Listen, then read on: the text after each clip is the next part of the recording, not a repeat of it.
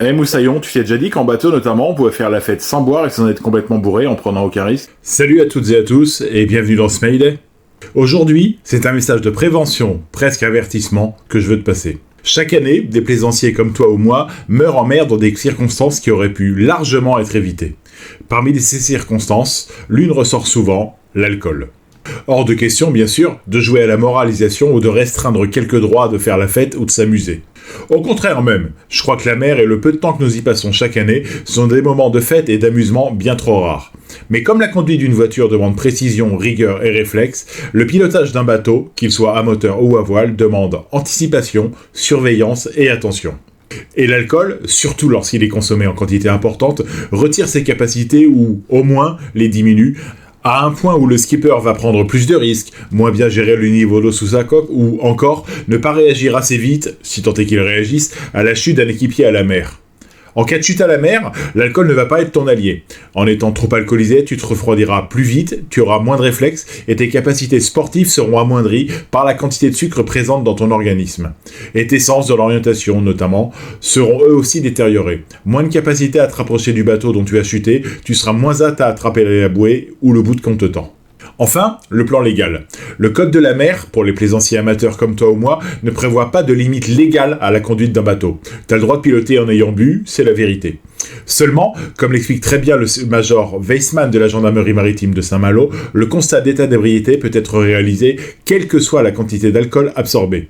Et en cas d'accident, qu'il soit dramatique ou non, si une enquête est ouverte, tu auras à te soumettre à un dépistage de la présence d'alcool dans ton sang. Cette présence, au-delà des limites, sera non seulement une circonstance aggravante de ta responsabilité de chef de bord, ce sera aussi, si ton assureur le veut, une clause excluant absolument toutes les garanties de ton contrat. Parce que le chef de bord a bu avant de prendre la barre, il n'est simplement pas assuré. Je te laisse écouter ce qu'explique le major, on se retrouve juste après. Major Wieman, bonjour. Une question qui revient régulièrement. Quid de l'alcool lorsqu'on est en bateau? Bonjour, donc effectivement la réglementation dans le domaine de l'alcool est également soumis en plaisance. Hein. Donc vous êtes soumis au même taux que de l'imprégnation alcoolique que la partie terrestre, c'est-à-dire 0,25 mg par litre d'air expiré. Hein, donc vous serez systématiquement soumis dans le cadre d'une enquête judiciaire dès lors qu'il y aura un événement particulier du type abordage, décès à la mer. Donc il faut différencier cependant la partie professionnelle et la partie plaisance. Donc les gens de mer, on peut faire des dépistages systématiques. Pour la partie plaisance, pour l'instant, de manière systématique, c'est pas légiféré. D'accord, donc pour l'instant vous faites des dépistages ou des contrôles statistiques pour les plaisanciers? Alors, dès lors qu'il y a un événement qui nécessite ce type d'intervention. D'accord, donc il n'y a jamais de contrôle de taux d'alcoolémie Alors, on peut constater un état d'ivresse, hein, donc c'est un regard extérieur, effectivement, de la personne qui présente des signes d'alcoolémie.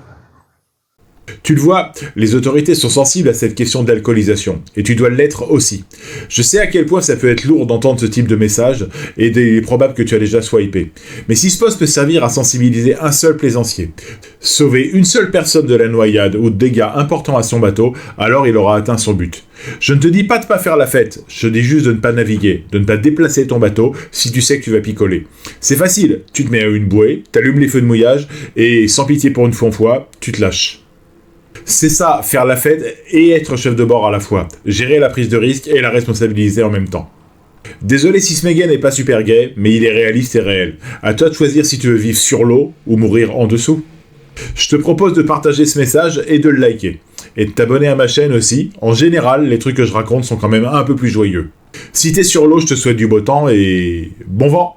Tu aimes ce que tu viens d'entendre? Alors n'hésite pas à republier, à liker et à t'abonner à ma chaîne.